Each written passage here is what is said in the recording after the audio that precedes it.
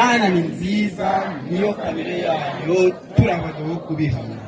Acceptable behavior children should have. Imyitwarire myiza umwana akwiye kuba afite. Praying every day. Gusenga buri munsi. Listening to parents. Kumvira ababyeyi. Visiting sick people. Gusura abagwayi. Ask for forgiveness. Gusaba imbabazi. Being polite. Kubaha. Respect others. Kubaha abandi. Praying God. Gusenga Imana. Helping parents. Gufasha ababyeyi. Follow the commandment of God. Gukurikiza amategeko y'Imana. Obey parents. Kubaha ababyeyi. Greeting people. Gusuhuza abantu. As children, we should have a good behaviors. Nk'abana dukwiriye kugira imyitwarire myiza. God help you to have good behaviors. Imana igufashe kugira imyitwarire myiza. In the name of Jesus. Mu izina rya Yesu, amen. Muraho mwese. God is good. Imana ni nziza. All the time. Kandi ibihe byose. Imana ni nziza, niyo kamere yayo, turabagezaho kubihamya.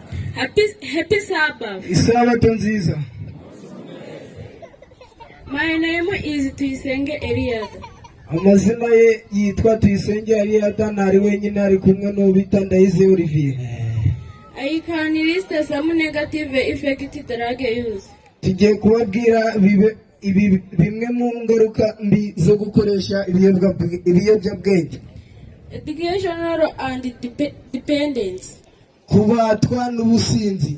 Overdrinking can cause death. Iyo binyweye cyane ngo byagutera n'urupfu. Damage to vital organs like the heart, liver and lungs. Kwangika kw'ibice by'ingenzi by'umubiri harimo umutima, ibihaha n'umwijima.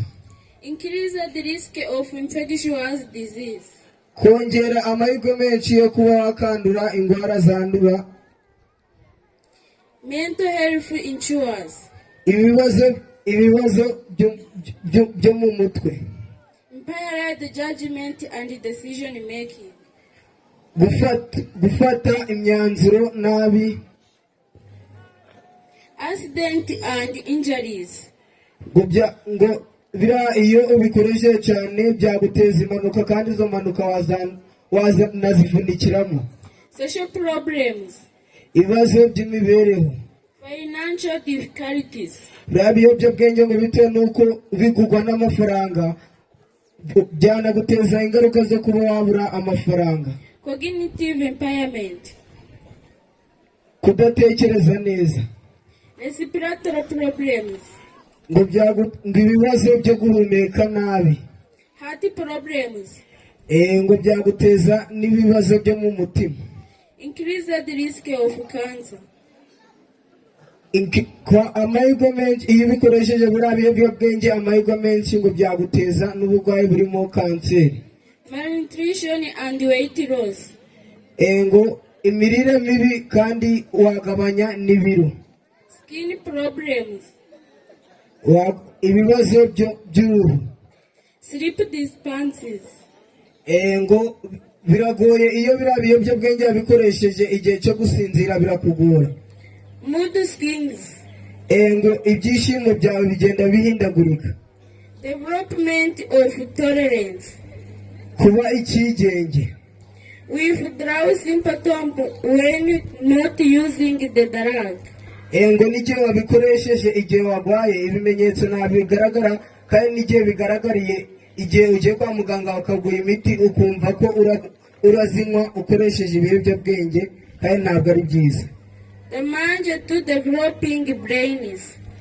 Ngo biriya biyobyabwenge byangiza n'ubwonko. The best ways of preventing using drug are inzira nziza zo kubyirinda nizi. to go to school. twaje ku ishuri joining club, tukaja mu makarabu meza praying God. tugasenga n'Imana. As a conclusion, we encourage our children to go to school. Turakangurira by'umwihariko abana bose kuyoboka ishuri. God help you to choose the best. Imana ibibafashemo guhitamo neza. In the name of Jesus, amen. Mu izina rya Yesu, amen. Mucaca,